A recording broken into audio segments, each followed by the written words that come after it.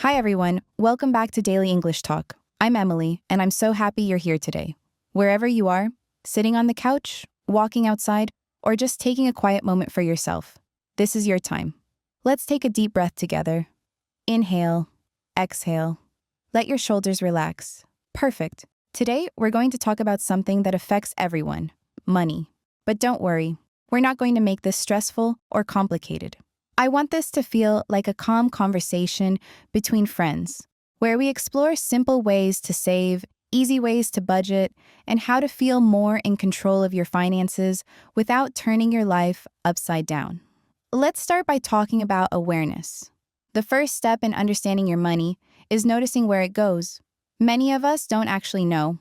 We spend and swipe, pay bills, and then wonder where all the money went at the end of the month.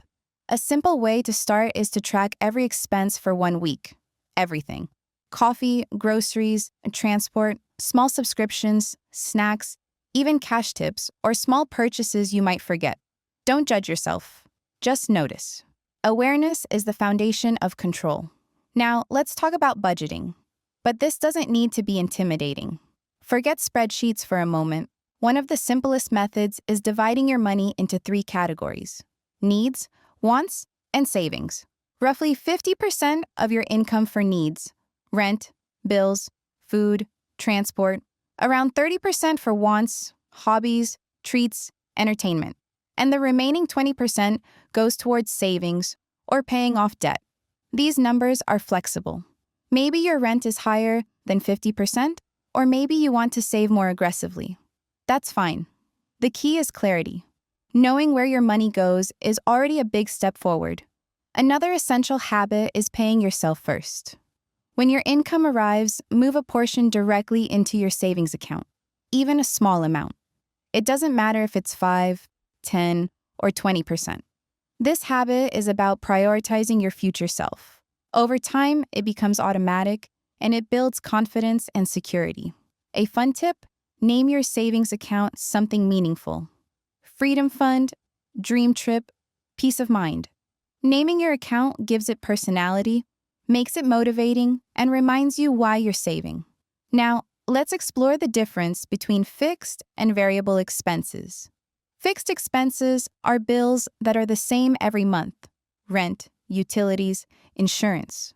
Variable expenses change depending on your choices: coffee, entertainment, shopping, dining out.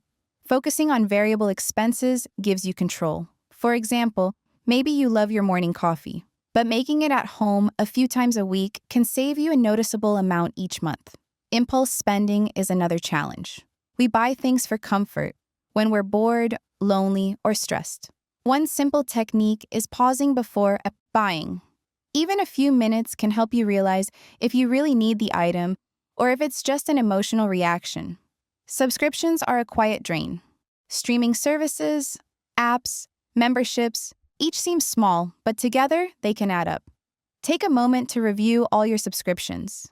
Cancel the ones you don't really use or love. It's not about being frugal, it's about conscious spending. Let's talk about habits. Saving isn't about huge leaps. It's about small, consistent steps. Even small amounts saved regularly create momentum. It's better to save a little every week than to save a lot once and stop. Every step counts. Creating a weekly money ritual can make a huge difference. Pick a consistent time, maybe Sunday evening, to review your spending, update your budget, and reflect on your goals. Make it calming. Light a candle, play soft music, have a cup of tea. This transforms financial management from stressful to empowering. Celebrate your wins, however small. Every time you save, resist unnecessary spending, or pay down debt, acknowledge it. You are building a new identity, someone who respects their money and their future. Now, let's think about mindset. How you think about money affects everything. If you say, "I'm bad with money," or "I'll never be able to save," that becomes a belief that influences your actions. Try reframing it. "I'm learning to manage my money better every day." Your brain responds differently to encouragement than to criticism. Imagine the calmer version of yourself, checking your bank account without fear, making decisions with clarity, feeling secure. That version is not a fantasy. It's a result of small habits, consistency, and awareness. Debt can feel like a heavy cloud, but having it doesn't make you a failure. The first step is knowing exactly what you owe. Total amount, interest rates, minimum payments. Once it's clear, you can plan repayment. Some people tackle the smallest debts first to gain momentum. Others focus on highest interest debts to save money in the long run. The key is consistency. Even small payments add up and reduce stress over time. Lifestyle inflation is another common issue. When income increases, spending often rises too. The trick is to upgrade your lifestyle slowly and intentionally, and let savings grow alongside income. This creates a strong foundation for your future. Think of money as energy. How you treat it affects how it behaves in your life. Treat it with respect and awareness, and it supports you. Treat it with fear or chaos, and it creates stress. Your environment matters too. If the people around you spend impulsively or avoid financial discussions, that can shape your habits. Surround yourself, even virtually, with people who make thoughtful choices about money. Podcasts, videos, books, supportive friends. Consistency is everything. Motivation comes and goes, but habits and systems keep you on track. 1. Habit is reviewing finances once a week. 15 minutes is enough. Check spending, income, and how you feel about it. Adjust, learn, and keep going. Gratitude also affects money. Appreciating what you already have reduces impulsive spending. Noticing 3 things you're grateful for each day subtly shifts your mindset. Self-worth is tied to money for many people. Overspending can be a way to feel worthy. Avoidance can reflect feelings of undeserving. Healing your relationship with money is part of self-care. You deserve security, comfort, and peace. Your budget should be flexible. Life changes, and that's okay. Think of your budget as a guide, not a strict rule. Make adjustments without judgment. Now, take a moment and imagine your financial future. Every small step you take today, saving, mindful spending, reviewing your budget, creates that future. Consistency compounds. Your future self will thank you for these choices. Investing can come later, once your basics are in place. It allows your money to grow over time. Learn gradually. Don't rush. Patience and steady progress are your allies. As we approach the end of this first part, remember, growth is a journey, not a race. Comparison steals joy. Your path is unique. Every step matters. Every decision counts. You are learning, growing, and doing better than you think. Take a deep breath. Feel proud. You're here, listening, reflecting, and taking control. That's powerful. In part 2, we'll dive even deeper. Long-term planning, managing habits, strategies to stay consistent, and ways to create real financial confidence that lasts. That version of you isn't a dream. It's the result of small, consistent choices and a gentle, thoughtful approach. Every time you pause before spending, every time you move money into savings, every time you review your budget, you're training yourself to be that calm, confident version. Let's talk about debt for a moment. Debt can feel overwhelming, but it doesn't define you. What matters is how you approach it now. Start by listing everything you owe: credit cards, loans, any recurring payments. Include interest rates and minimum monthly payments. Seeing it all clearly on paper or on your phone is the first step toward control. There are different strategies for paying off debt. Some people like the smallest first approach, paying off the smallest debts to build momentum. Others prefer tackling the highest interest debt first to save money in the long run. Both work.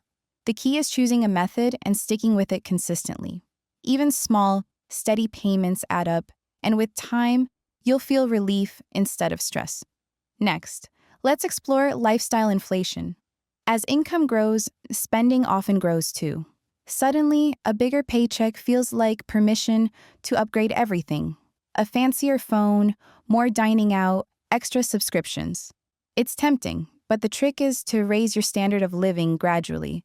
while letting your savings grow alongside your income. That's how you build a solid financial foundation that lasts. Now, let's talk about money as energy. How you treat it influences how it flows in your life. If money is a source of anxiety or chaos, it tends to create stress. If you approach it with respect, clarity, and intention, it becomes a tool that supports your goals. When you see money this way, decisions feel calmer and more empowering. Your environment matters too. If the people around you spend impulsively or avoid talking about finances, it can shape your habits. Seek out supportive influences. Friends who make thoughtful financial choices. Podcasts that inspire smart decisions. Videos or books that teach practical skills. Your surroundings can silently encourage you to grow. Consistency is everything. Motivation comes and goes, but habits keep you moving forward. One simple practice is a weekly check-in. Spend 15 minutes reviewing spending, income, and goals. Make adjustments without judgment. This keeps you aware and prevents surprises. Over time, this habit builds confidence and clarity. Gratitude also influences your financial mindset. When you appreciate what you already have, you reduce the urge to spend impulsively. Noticing 3 things you're grateful for each day subtly shifts your focus from lack to abundance. It's amazing how much small daily reflections can change your perspective. Self-worth plays a big role in money too. Many of us link our value to what we spend or earn. Some overspend to feel worthy. Others avoid managing money because they feel undeserving. Healing your relationship with money is also healing your relationship with yourself. You deserve comfort, security, and peace. And your financial habits should reflect that. Budgeting should never feel like punishment. Life changes, circumstances shift, and your budget can adapt. Think of it as a supportive guide, not a strict ruler. If a month doesn't go perfectly, that's okay. Adjust, learn, and move forward without guilt. A practical tool is categorizing your money. Assign limits for different areas: food, entertainment, personal care, leisure. And when the money runs out in one category, pause and reflect. This simple system gives you control without feeling restricted. Technology can be a great ally. Banking apps that track spending, categorize expenses, and visualize budgets reduce stress. But remember, apps are tools. Your awareness and intentional choices are what truly create financial peace. Mindful spending is another habit worth practicing. Before buying, pause. Ask yourself, do I really need this? Do I truly want it? Does it align with my goals? Often, a brief pause is enough to prevent unnecessary purchases and help you make choices that serve your long-term goals. Think about your future self. Every small choice you make now, saving a little, avoiding unnecessary spending, reviewing your finances, compounds over time.